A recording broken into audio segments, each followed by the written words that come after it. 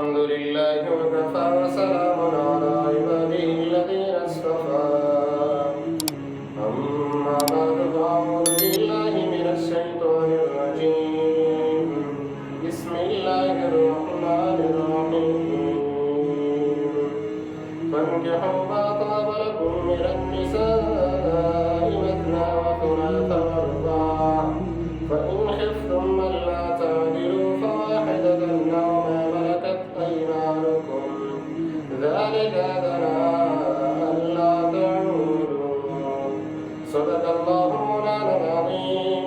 قال النبي صلى الله عليه وسلم النكاح من سنتي فمن رغب عن سنتي فليس منا.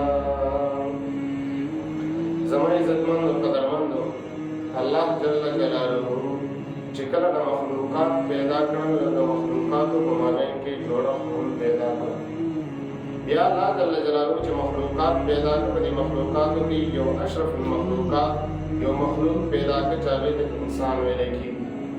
الله جل جلاله د تمام مخلوقاتو په مابین کې جوړښت پیدا کړ.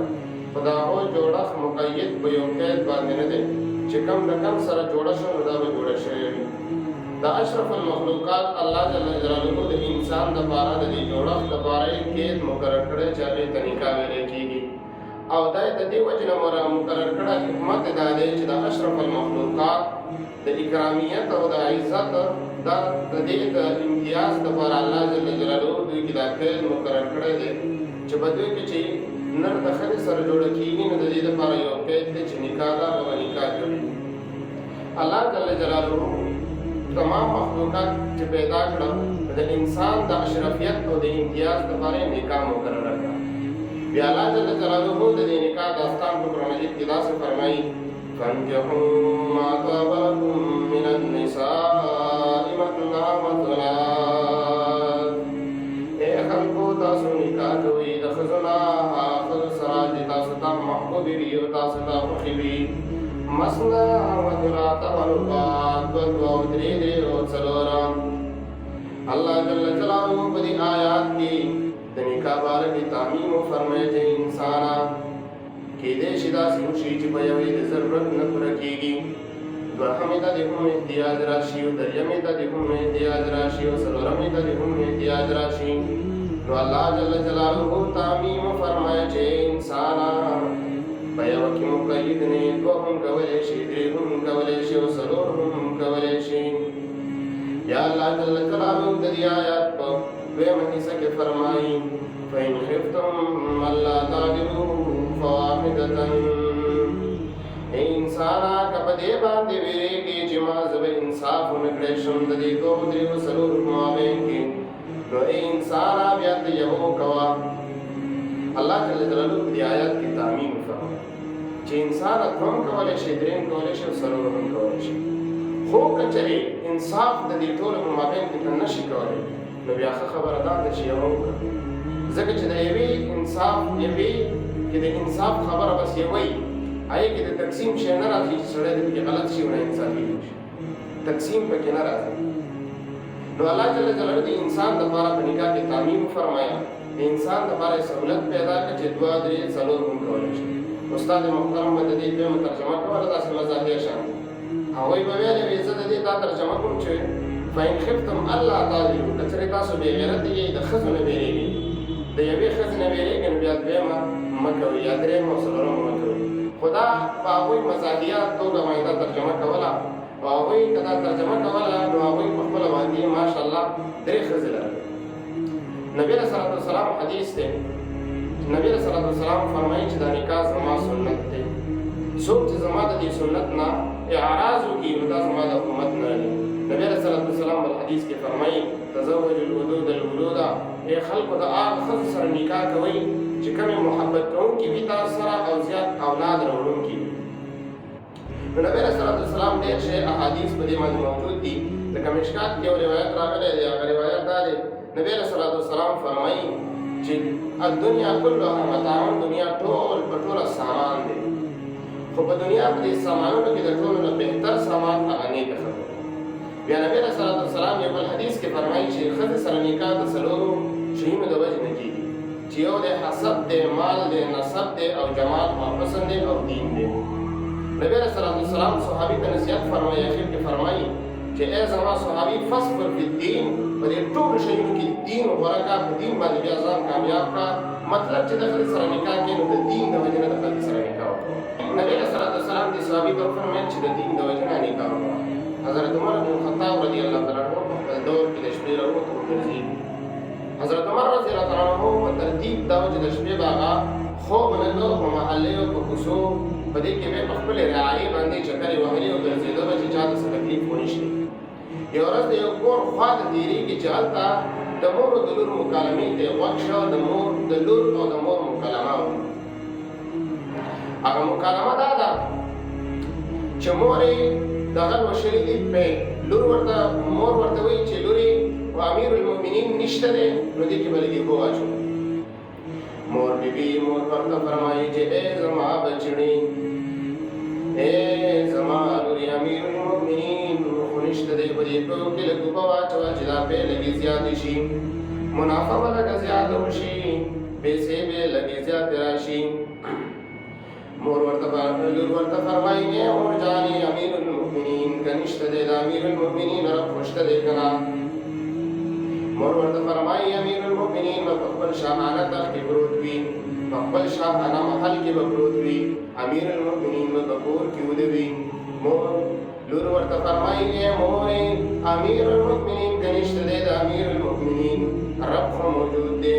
دا مکالمه امیر المؤمنین د دیوال سره ولاړ دی، امیر المؤمنین دا مکالمه اوري، شپه تېرېږي، سهار رادرومي، امیر المؤمنین ځان سره فیصله کوي، خپله بیبي ځان سره را روانوي، خپله بیبي د ځان سره را روانه کړله، دې کور ته راغلل.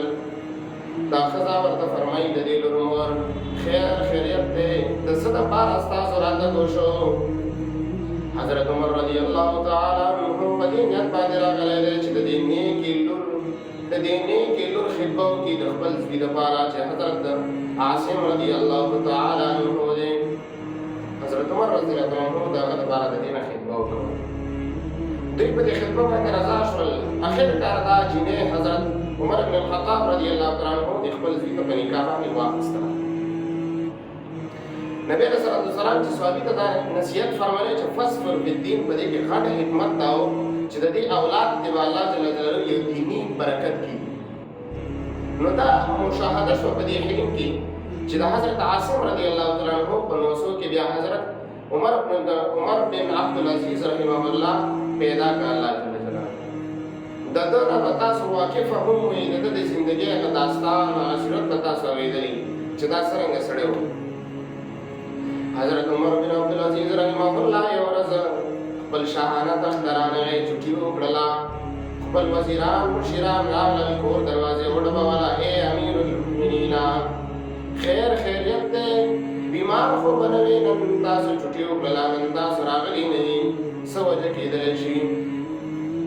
امیر المؤمنین ورته فرمایي ای زما وزیرانو، ای زما مشیرانو، زما یو جوړ کپړې دي، هغه یو جوړ کپړې مې بیبي وینځلې وې، نو زه د کور نه بهر د رعایې مخې ته بربنډه کېناستلی نه شومه، ما ته شرم راتله، د عورت نه دا خلاف وه، نو د دې وجې نه زه د کور نه ونوتلمه، په دې انتظار باندې ناست وم چې کله مې دا کپړې وچې شوې، نو د هغې نه بعد به زه به د کور نه وځمه، خپلې رعایې مخې ته به ځمه، د خپلې رعایې د امورو په سمولو کې به بیا مصروفېږمه.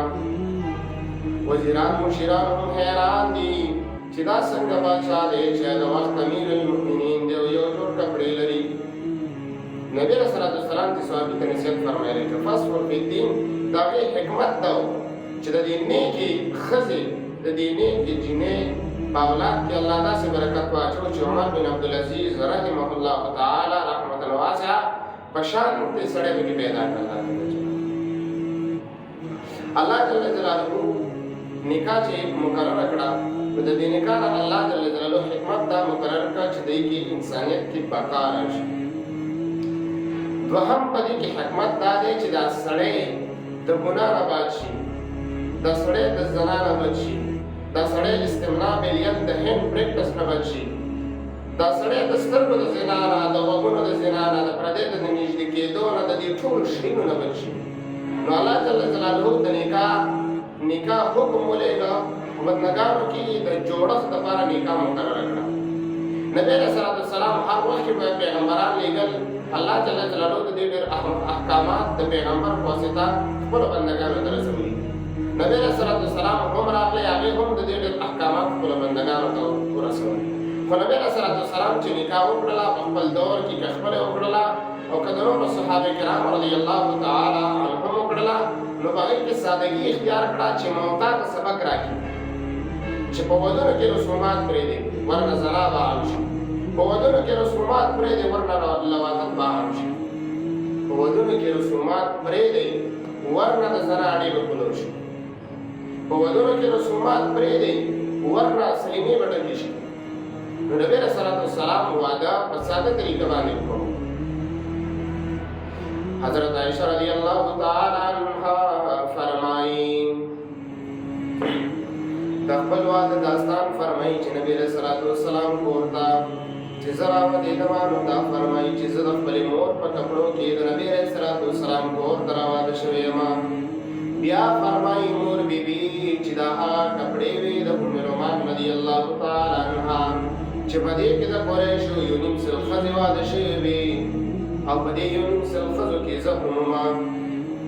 نبی علیه الصلاة والسلام په ودونو کې د خپل کور نه سادګي السلام او ته دې ښودله چې د دواړو سردارو جهان امام المرسلین امام الانبیاء نکاح په کومه طریقه باندې کېږي. د مور بیبي کپړې نشته دی، د خپلې مور په کپړو کې د نبي علیه الصلاة والسلام کور ته رادرومي. نو پته ولګېدله چې دا حکم دی د شریعت چې دا عاجزي او سادګي غواړي، دا شی به په سادګۍ سره کوي. که چېرې رسومات پکې راولي ای پښتونه، نو بیا به ستا بچی زناکار جوړېږي، ستا بچی به لواطتکار جوړېږي، ستا بچی به د سلیمې یو ګوډی جوړېږي، ستا بچی به د سلیمې یو حصه جوړېږي. همدغه رنګې حالات په موږ اوس راغلي. ولې موږ رسومات دومره جوړ کړي دي، دومره رسومات چې پلار لور نه وه دی د جهیز د وجې نه چې رسم دی د جهیز نشي ورکولی او زوی ته څوک واده نشي کولی ځکه چې هغه رسومات د ښځو نشي پوره کولی. نو نبي علیه الصلاة والسلام موتا ته دا سبق راکړو. نبي علیه الصلاة والسلام موتا ته سادګي وښودله. نبي علیه الصلاة والسلام دا سادګي موتا ته په خپل کور کې وښودله. یو صحابه کرام یو صحابي راځي چې یا رسول الله صلی الله علیه وسلم زما لور ده او د واده مستحقه شوې ده، نو دې ته واده پکار دی چې د دې واده وشي. نو نبی علیه الصلاة والسلام ته دې اختیار ورکړه چې په صحابو کې ستا کوم صحابي چې خوښي او کم سړی دې خوښي، نو واک او اختیار تاسو سره دی، د دې نکاح د هغې سره وکړو. یو صحابي راغی، نبی علیه الصلاة والسلام ورته فرمایي فلانیه واده ته دې اراده شته چې واده وکړي؟ صحابي فرمایي یا رسول الله نو خو زما کور شته دی، نه خو زما سره د ښځې دپاره کپړې شته دی، نه خو مې خپلې کپړې شته دی، او نه خو زما سره د ښځې دپاره جهیز شته دی، او نه خو زما سره د ښځې دپاره مهر شته دی. یا رسول الله واده ته خو مې زړه کېږي، خو یو سبب د اسبابونه زما سره نشته دی. نبي علیه الصلاة والسلام ورته فرمایي چې فلاني کله به لاړ شي چې ور دې ووالو ورته به ووایي چې نبي علیه الصلاة والسلام راغلی. دا صحابي د فلاني کره لاړو، ور یې وډبولو، فلاني تپوس وکړو چې څنګه راغلی؟ دې ورته فرمایي نبي کریم صلی الله علیه وسلم راغلی. هغه د کور ته ننوته، کور کې وایي فلاني خو صحابي نبي کریم صلی الله علیه وسلم رالیږلی دی. مور د هغه چینې مور فرمایي دا خو ډېر غریب دی، دته خو هېڅ اسباب نشته، کور یې نشته، در یې نشته، جهیز یې نشته، هېڅ شی نشته دی، خپلې کپړو پورې نه لري. ده سره به موږ څنګه نکاح وکړو؟ دته به موږ څنګه خپله لور ورکړو؟ خو د دې مور هغه لور نیکه ده، د دې مور هغه لور لګیا ده، کار کوي. دا خبره د مور اوري چې نبي کریم صلی الله علیه وسلم فلانه صحابي رالیږلی چې ډېر غریب دی. مور دا علت بیانوي چې دې له څرنګه لور ورکړمه، د ده خو هېڅ هم نشته دی. د هغه ځای نه لور اواز کوي ای مور جانې سیده دا صحابي غریب دی، کور یې نشته دی، در یې نشته دی، مال دولت نه لري، ده ته مه ګوره، خو چې دا چا رالیږلی دی هغه ته وګوره. هغه وخت زنانه هم نیکې وې، د هغه وخت جنکۍ هم نیکې وې. مور وخت ته چې دا خبره راورسېده نو زړه ته یې ګوزر چې واقعي نبي علیه صلات وسلام دا صحابي رالیږلی دی. نو هغې وخت کې دوی د رسوماتو سوچ وکړو، خو د نبي علیه صلات وسلام امر و تقریر و هغه رسومات یې قطع کړل، رسومات یې ختم کړل. نو نبي علیه صلات وسلام په خپله باندې په افعالو سره، اقوالو سره، احوالو سره په واده کې سادګي بیان کړه، حتی حین تر دې چې ولیمه یې په کجورو باندې وکوله. ما ورته ته یې سادګي وښودله چې څوارلس سوه کاله مو تاسو خلک راځئ، تاسو به هغه خلک وئ چې په خور لور باندې به پیسې اخلي. زموږ استاد محترم ترجمه کوله، د یهودو په باره کې الله جل جلاله فرمایي اکالون للسحت، دوی حرام اخلي. استاد محترم وفرمایل اکالون للسحت کې دام داخل دي چې سړی دې په خپله لور باندې پیسې واخلي. دا د بېغیرتوب اولنۍ پوړۍ ده چې سړی دې په خپله لور باندې پیسې واخلي. هغه وخت کې د نبي علیه صلات وسلام د دور نه مخکې به مشرکینو او یهودو لورې په ځمکو کې خښولي. موږ یې اوس په ځمکو کې نه خښوو. د هغې نه سخت کار موږ دا کوو چې موږ یې په پیسو باندې خرڅ کړو. بیا د هغې نه سخت کار موږ دا کوو چې بیا صرف موږ په پیسو کې نظر وي چې یاره دا سړی پیسې راکوي، نور که د هغه د کور ماحول خراب ولې نه وي، خو بس زما جیب ته پیسې راځي، بس موږ لور ورکوو. غونډو به د دې نه په ځمکه کې خښول ښه دي. هغه وخت کې به لور خور خلکو په ځمکه کې خښولي. نن سبا هغه افعال ټول موږ راخیستي دي، په خپله زندګۍ کې مو راوستي. نو نبي علیه صلات وسلام خو په هغه وخت کې راغی، نبي علیه صلات وسلام هغه بدعات ختم کړه، هغه رسومات یې ختم کړه. اوس خو د نبي علیه صلات وسلام نه بعد زموږ عقیده دا ده چې بل پیغمبر نه راځي، نبي علیه السلام خاتم النبیین دی.